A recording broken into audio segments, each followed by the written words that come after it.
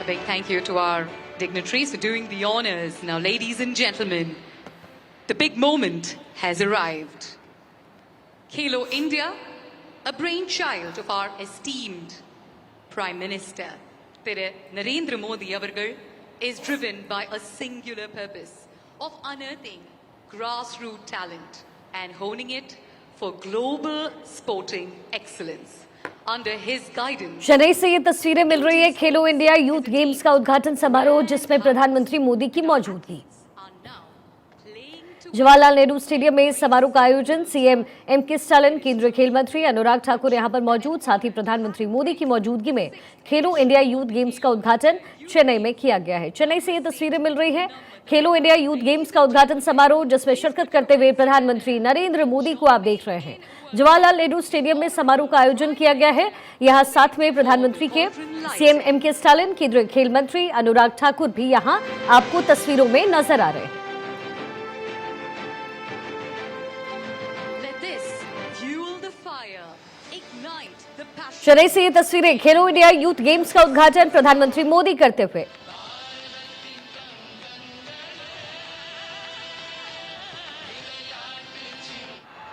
Shri R.N. Ravi ji,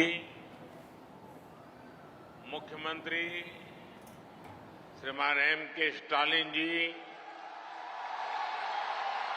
केंद्रीय मंत्रिमंडल के मेरे सदस्य अनुराग ठाकुर, एल मुरुगन, निशित प्रामाणिक, तमिलनाडु सरकार के मंत्री उदयनिधि स्टालिन और भारत के कोने कोने से यहां आए मेरा युवा साथियों, I welcome everyone to the 13th Khelo India Games. For Indian sports, this is a great way to start 2024. My young friends gathered here represent a young India, a new India. Your energy and enthusiasm is taking our country to new heights in the world of sports. I extend my best wishes to all the athletes and sport lovers who have come to Chennai from across the country. Together, you are showcasing the true spirit of Ek Bharat, Shrestha Bharat. The warm people of Tamil Nadu, the beautiful Tamil language, culture and cuisine will surely make you feel at home. I'm sure that their hospitality will win your hearts.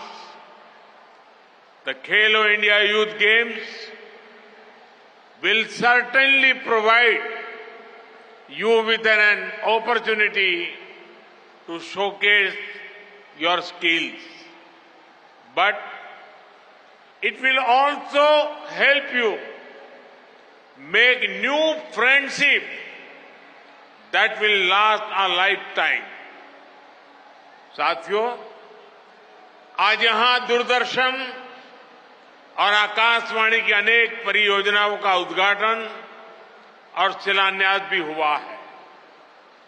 1975 में प्रसारण शुरू करने वाला चेन्नई दूरदर्शन केंद्र आज से एक नई यात्रा शुरू कर रहा है।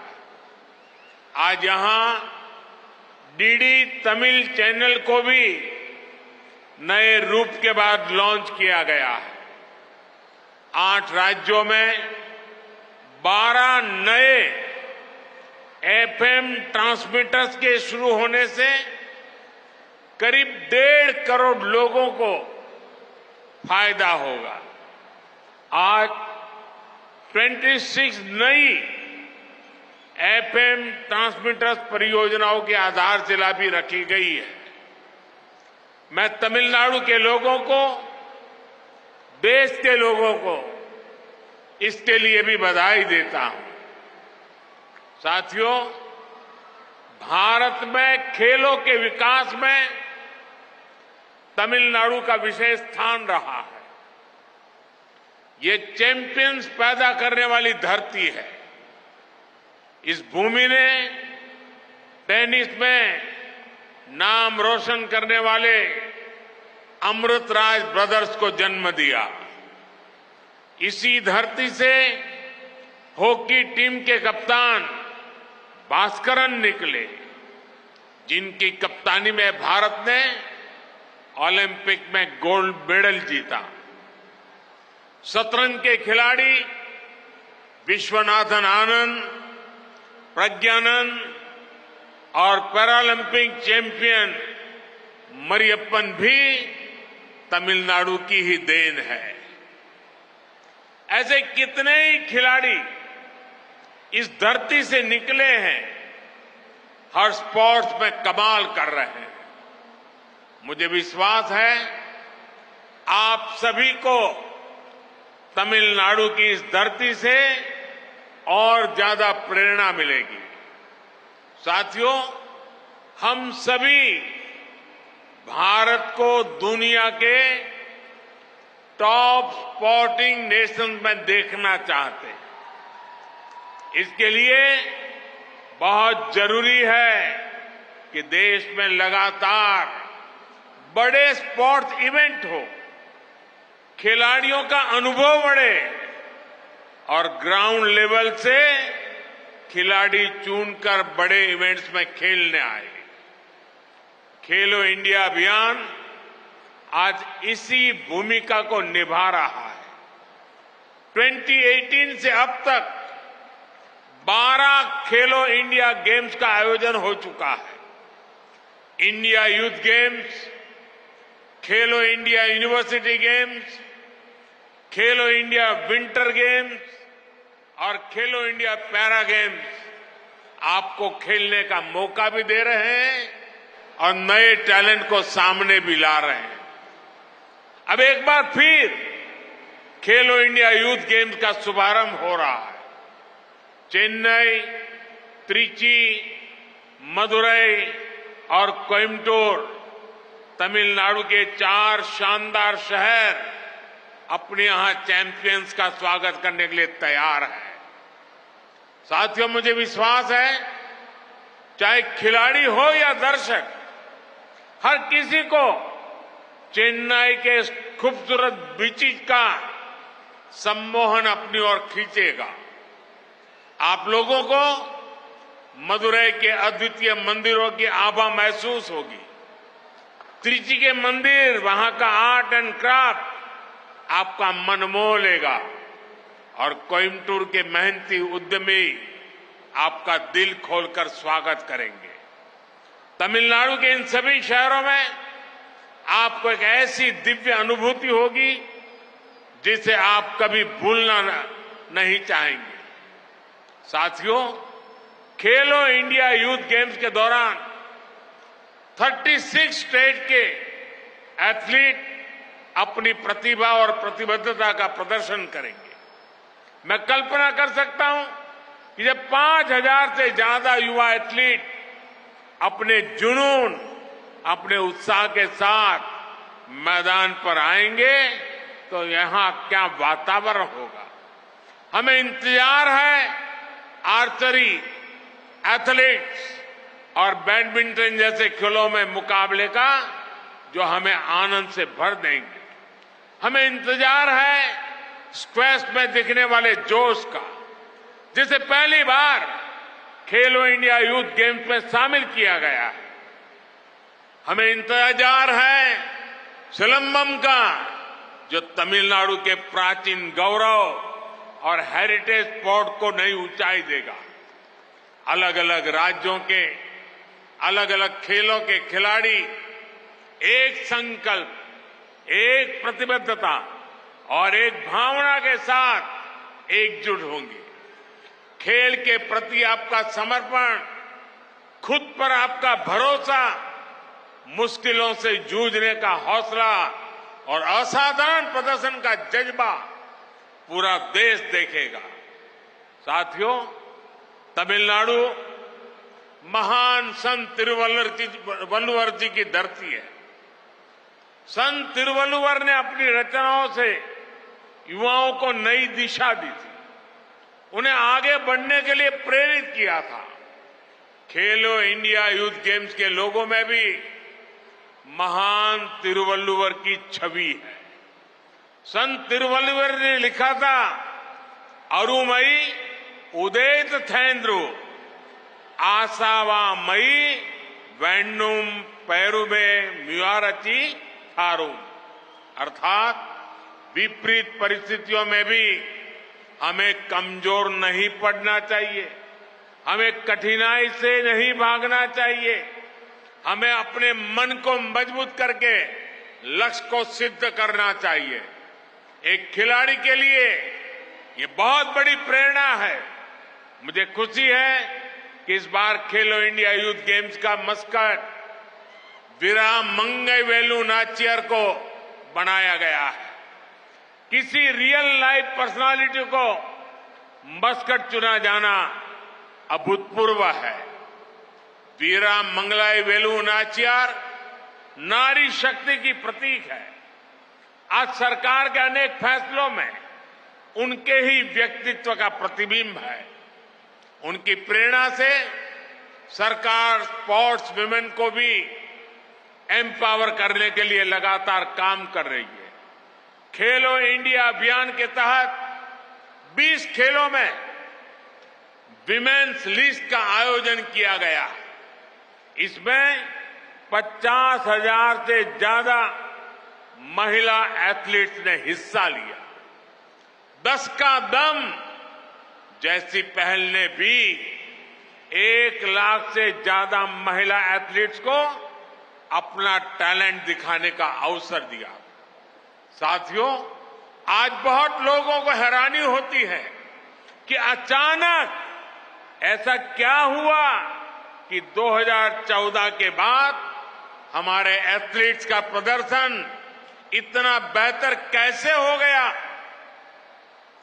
आपने देखा है कि भारत ने टोक्यो ओलंपिक और पैरालंपिक गेम्स में अब तक का सर्वश्रेष्ठ प्रदर्शन किया। एशियन गेम्स और एशियन पैरा गेम्स में भी भारत ने इतिहास रच दिया। यूनिवर्सिटी गेम्स में भी भारत ने मेडल्स का नया रिकॉर्ड बनाया। ये अचानक ही नहीं हुआ है। देश के खिलाड़ी की मेहनत और जज्बे में पहले भी कमी नहीं थी, लेकिन बीते 10 वर्षों में उसे नया आत्मविश्वास मिला है। कदम कदम पर सरकार का साथ मिला है। पहले खेलों में भी जिस प्रकार के खेल होते थे उनको हमने बंद किया है। बीते 10 वर्षों में सरकार ने रिफॉर्म्स किया, खिलाड़ियों ने परफॉर्म किया और स्पोर्ट्स का पूरा सिस्टम ट्रांसफॉर्म हो गया। आज खेलो इंडिया अभियान के माध्यम से देश के हजारों एथलीट्स को हर महीने 50,000 रुपए से ज्यादा की मदद दी जा रही है। 2014 में हमने टॉप्स यानी TOPS यानी टारगेट ओलंपिक पोडियम स्कीम को लॉन्च किया था। इसके जरिए हमने टॉप एथलीट्स की ट्रेनिंग, इंटरनेशनल एक्सपोजर और बड़े स्पोर्ट्स इवेंट्स में उनका पार्टिसिपेशन सुनिश्चित किया है। अब हमारी नजर इस साल पेरिस और 2028 के लॉस एंजलिस ओलंपिक गेम्स पर है। इसके लिए भी टॉप के तहत खिलाड़ियों को हर संभव मदद की जा रही है। Friends, today we are not waiting for youth to come to sports, we are taking sports to youth. साथियों, खेलो इंडिया जैसे अभियान गांव, गरीब, आदिवासी और लोअर मिडिल क्लास परिवारों के युवाओं के सपने साकार कर रहे हैं। आज जब हम वोकल फॉर लोकल कहते हैं तो उसमें स्पोर्टिंग टैलेंट भी शामिल है। आज हम लोकल लेवल पर खिलाड़ियों के लिए बेहतरीन सुविधाएं और अच्छे कॉम्पिटिशन्स ऑर्गेनाइज कर रहे हैं। इससे उन्हें इंटरनेशनल लेवल का एक्सपोजर मिलता है।